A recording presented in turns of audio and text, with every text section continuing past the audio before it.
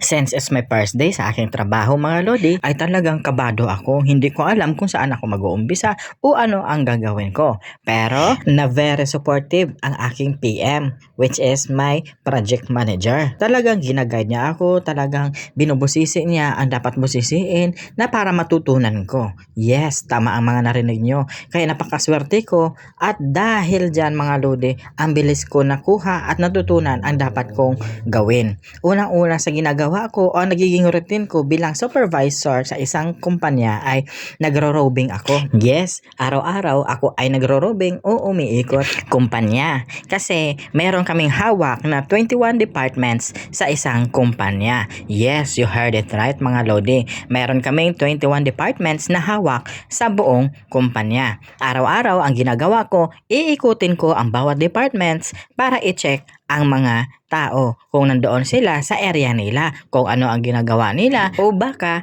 mga absent sila. Yes, kailangan kong i-double check kung nandoon talaga sila sa area nila. Meron kasi at pagkatapos ko nga mag-ikot sa aking area o sa buong kumpanya ay magre-report naman ako sa aking project manager kung sino ang wala, kung ano ang mga problema na naka-encounter ng aming mga tao. And after that mga lodi, isesend ako sa bawat department kasi meron mga department head na nagpapatawag sa akin o sa aking project manager. But since ako ang naging supervisor, ako usually ang humaharap sa mga department head o mga manager ng departments. And then, lalatagan nila ako kung ano ang naging problema ng mga tao namin o ng tao na hinahandle ko. And then, syempre, hindi ko pwede na papanigan ang aking side. Papakinggan ko muna ang side nila. Kasi we are under agency. And then, kailangan maging neutral tayo mga lodi.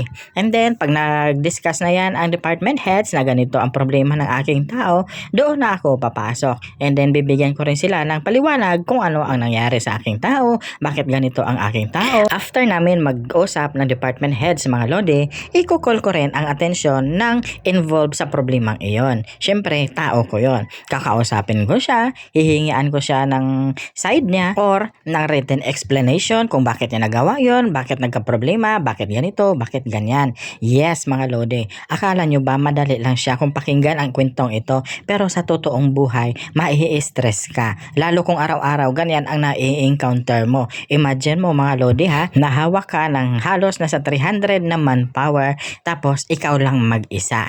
And then maliban dyan, dahil nga po nasa 21 departments ang hawak ko mga lodi, syempre meron din dyan na manager at supervisor o assistant manager ang aking kakaharapin. Yes, araw-araw ganyan ang nagiging routine ko mga lodi. Pero so far, nakayanan ko by the helps of our Lord Jesus Christ. Syempre, kasi palagi ko panalangin na bigyan niya ako ng strength, bigyan niya ako ng knowledge and wisdom kung ano ang dapat kong gawin. Yes, totoo lodi, dapat natin yan i-surrender sa kay Lord. Palagi ko sinasabi, hindi ko kaya to pag wala ka sa buhay ko Lord. Kaya thank to God dahil nakayanan ko ang pressure na ayon. Yes, sobrang pressure talaga mga lodi. Nung umpisa, masaya lang. Pero nung nasalang ka na sa ganyang sitwasyon, sa ganyang posisyon, ay mapapagod ka at mai-stress ka. Kung wala ka talagang Diyos sa buhay mo, sa puso mo, sus ko, hindi talaga ako magtatagal sa ganitong sitwasyon o sa ganitong klaseng trabaho. Sabi ko, maganda pakinggan ang posisyon ko na naging supervisor ako.